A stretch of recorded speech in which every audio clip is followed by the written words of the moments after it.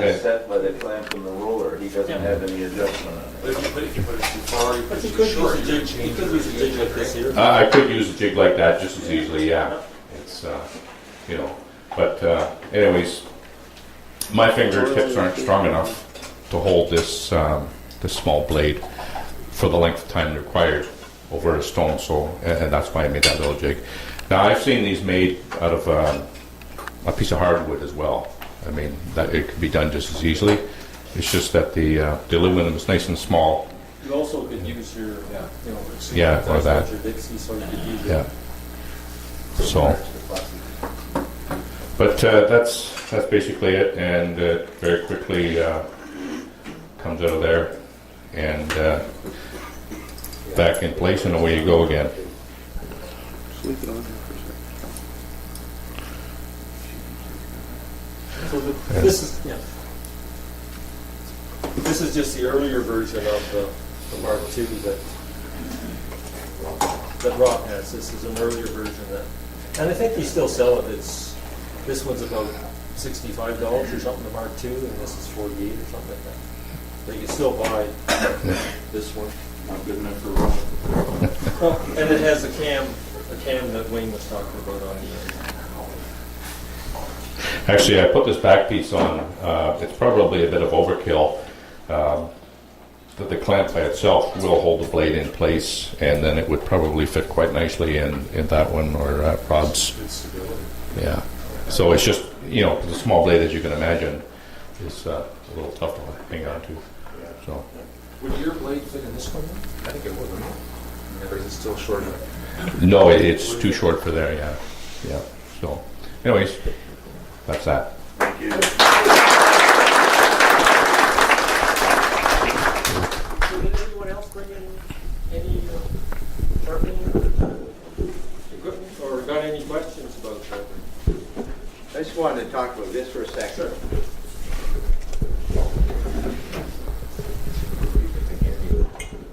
List me. Is that right? Yeah, I think it is. All right, thanks, Bernie.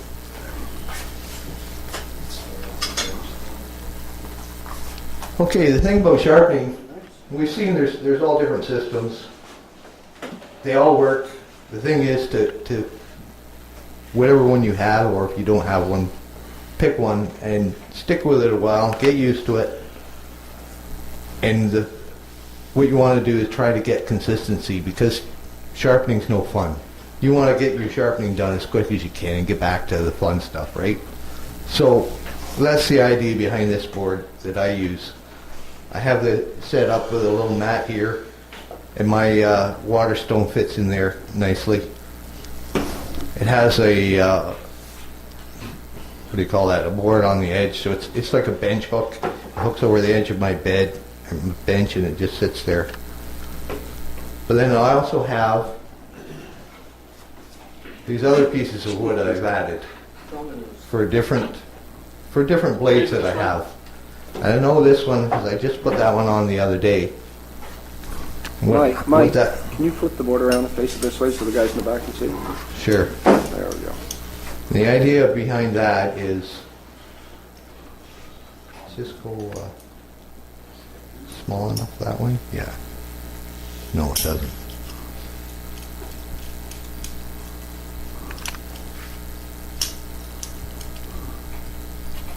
Wrong way. There we go.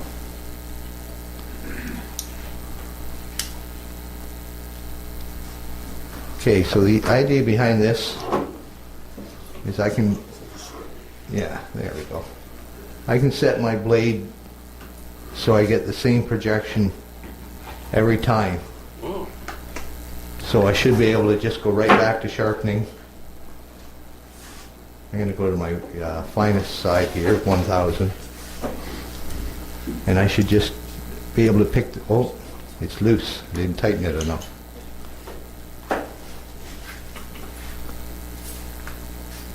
There we go.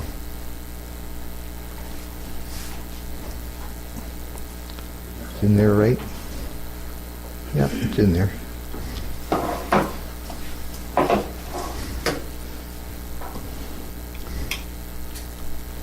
Here. That's exactly on the same angle that I left off at. And I didn't bring it with me, but what you can do, oh here, I could probably use Is that a leather business. strop? Pardon me? A leather strop right there. No, this is a 1,000 Oh, grit. that's a stone, okay. Look like leather. Yeah. I brought one with me. No, I have a leather strop. I'll show you that in a second. So once you get done sharpening at that angle, to set your micro bevel, you just slip a spacer in there and reset your blade so it's back, card width, whatever that is. That's probably about 10 thou. And like I said, 4 strokes, and that'll give you a micro bevel on there. And I know this is sharp because I cut my finger on it accidentally. Yeah, the strop is pretty simple to make. It's just a piece of what do you call that? Melamine coated particle board. The thing is, it's very flat. Piece of leather I glued on. I charged it with a green honing compound and a little mineral oil. And I'll use that when I'm done sharpening. I'll give this 2 or 3 strokes just backwards. You can't go forward at this stage. And I'll even polish the back a little bit. And this is also handy for after you're finished working. Sometimes you're cleaning up glue. Squeeze out with a chisel, and you wipe your chisel off, get all the glue off, and then a couple of strokes before you put it away, and it's good to go the next day. That's about it. Mike, how did you calculate first time the distance that you needed to put the L-shape pieces in? I read it somewhere. I think it was the instruction. Yeah, that's right. The in Wood instructions that magazine. came with this. Was it Jake? So he also has 25 degree and 30 degree. Yeah. That's- And I should have wrote down what it was for because I forget now. Welcome to the club. Yeah. Yeah, the instructions that came with this thing had how far that projection should be, and it worked out pretty good. And how much would that cost today? This, Compared with the I don't know, I picked it up at a yard sale for like 50 cents. Yeah. Same with this little Stanley. I picked that up at a yard sale for 50 cents. So Cece's got a question. The other thing that you can do is you get a piece of plate glass. Yeah, thank you for reminding me. You can buy these sheets at Lee Valley, I can't remember what they call them. Oh, It's yeah. up to the Sticky back. thousands, Right. and you can Mike- just lay that on the Mylar. mylar, yeah. Right, You just lay right. that on the plate glass. Yeah, like I said, there's several systems to use, and one of them is to go to Lee Valley. But the other thing is, you don't have to go to Lee Valley. You can get, if you have a piece of this, it's at least 3/4 thick, or a piece of MDF, sheet of glass. Go to your Home Depot and buy a ceramic tile that's flat, and just regular sandpaper. And start out with your, I wouldn't go any coarser than probably 100 grit. But work your way up through the grits. Once you get into like 600 grit, you're probably equivalent to the 1,000 grit on here. And if you go to 1,600 grit wet and dry, that's about the same as the 4,000 grit on here. And that works. I've done that for truing up the bed of a plane as well. That works really good for that. Like that's probably what Rod should do next with this plane, just to check that it is reasonably flat. It looks like it probably is, but doesn't hurt to check. That'll be the more this cost. And Mike, you're using wet stones, right? Yeah, this is a water stone. So there's such thing as an oil stone, right? Yeah, and that's, if I have a blade, like this blade was kind of nicked up when I got it, and I have an oil stone that's coarser, and I did start out with the coarser grades, and So is there preference one over the other, I wonder? Oil stone or wet stone? no, just this is a finer, Oh, it's finer, okay. but this cuts fast. It does work really well once you get used. It builds up a slurry with the water. And the other thing is I keep this, I didn't bring it tonight, but I found a little container that this stone fits in, and it's got water in it, and that's in the water all the time under my bench. So when they dry out, it really soaks up water like a sponge. So if you keep it wet, then it's ready to go.